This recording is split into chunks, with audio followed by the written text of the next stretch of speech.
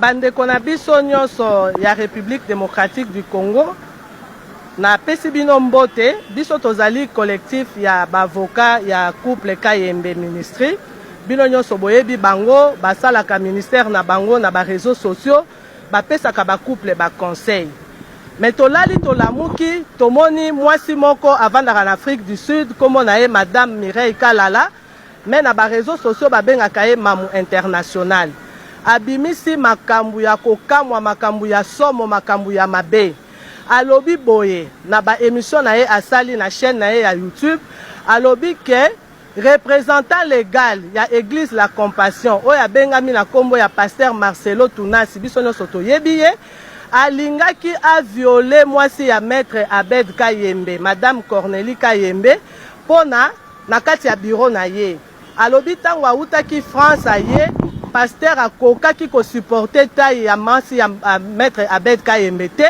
atuni ye ke ndenge nini taille na ye komi bongo alakisa ye nani asali yango pour elle alobi ke mwasi ya maître Abed Kayembe madame Cornélie Kayembe apesaki pasteur Marcelo numéro ya téléphone ya chirurgien na Turquie yango tango mama Blanche akei ba opérer ye nde mama Blanche ake kokufa donc ye azali accusé mwasi ya maître Kayembe ke azali mutu oyo asali ke madame Blanche aya na kati aya kokufa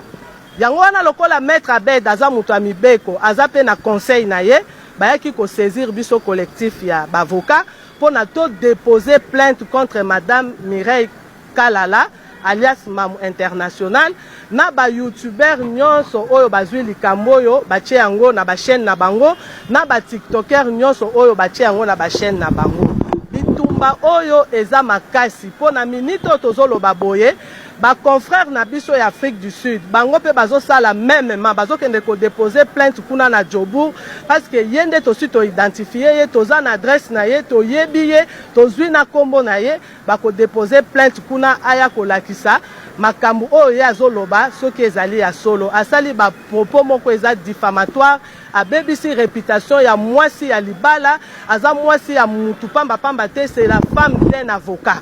pas un avocat d'aujourd'hui, un avocat de 20 ans. Ake ko bebi sa réputation na ye pona ko luka mbongo ya kolesa bana oyo ya boti na YouTube.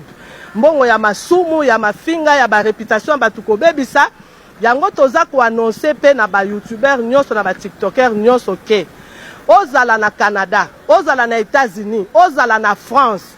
Soki ozwi kaka ba image wana otie yango na compte na yo to o créer compte na yo toko poursuivre bino parce que mboka na biso eza mboka ya mibeko mutu moko te aza likolo ya mibeko lelo ti lobi te bomona biso na ba réseau toye ko répondre bino nde bokoya ko répondre awa na justice ba information oyo bino bozwi soki eza ya solo soki eza ya lokuta na sima ekosunga pe ba victime nyonso oyo ya ba réseaux sociaux ya makambo lokuta bango pe baye bana ko se retrouver pona makambo oyo na lobby pe na pesi bino merci. Nous profitons de cette